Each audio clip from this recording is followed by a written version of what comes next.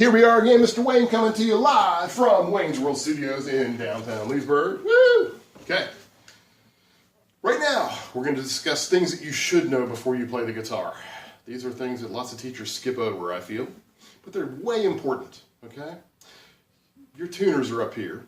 Your strings are here. How are they related to each other? This is string 6. Some people call it the low E string. You can call it anything you want. I'm going to call it the low E string. Then we're going to go to string 5, string 4, string 3, string 2, string 1, and this is also an E string, which we call the high E string. Some guitar books have this as a written down in letters as a big capital E, and then they have this string as a smaller cased, lowercase e. Okay? So depending upon the guitar book and who's teaching you, they might call it different things. I'm just going to call it numbers to make it easy. Can you play a tuner game? And basically, every time that you move to the next string with your thumb, can you move your hand and practice moving to the different tuner? Okay?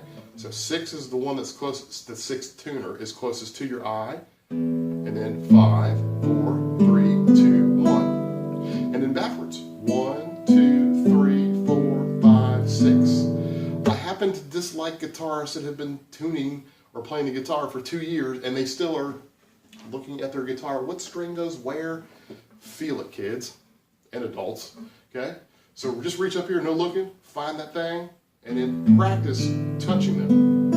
Okay? If you tune your guitar first, which I've already done, the next trick is, that I try to do, is every time I pick up my guitar, I always play my outside E strings together. And notice I'm using my thumb, and I happen to be using my ring finger at this point in time. Okay? If you can pick over the top of your tone hole, you get a warmer sound. It's much more strident back here. Okay? So you're looking for the warmest sound when you play your guitar because it's going to be pleasing to other musicians who know what sound and what tone is, or what good tone, texture, and or timbre is. All different words that are sort of relating to the same thing. Okay?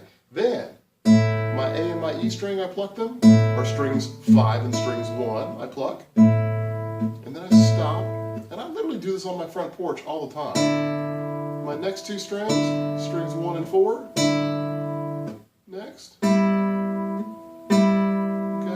and then my strings 1 and 2. I'm not particularly liking my G string these days. It just doesn't sound good to my ear, even though my tuner says it's pretty close to being in tune. So, getting these sounds in your head. Every day, I pluck downwards with my thumb after I've tuned up, or tuned my guitar, and then I pluck upwards. And notice the chord is ringing out. It sounds really pretty. You're not, no banjo and no, although I like that sound, okay? Ludi, so very woody and warm up here. Very interesting sound that you're actually kind of getting into the harmonics of the guitar in the very middle zone. Okay, so let's do that again. Going down, thumb, going up, pointer finger. Practice at home. Saying 6, 5, 4, 3, 2, 1. 6, 5, 4, 3, 2, 1. If you want to put the letters to it, you will look smarter to your friends. And plus, when you open up the strings out of the package, they're going to say E string, A string, D string, G string, B string, and E string. And your little tuners up here are probably going to say E, A, D, G, B, E. So if you work on that sooner than later, you'll be even more awesome. Again, I hate students 2 to 5 years into playing and they still don't know their string names, or they're looking to figure out what they're on, which string they're playing.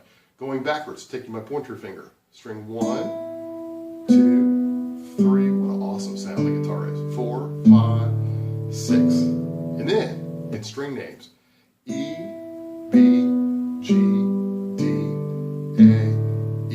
I do this every day that I practice. Okay? So just getting used to the tone and the sounds and trying to make myself aware of where I'm at on the strings to what tones I can create. Okay?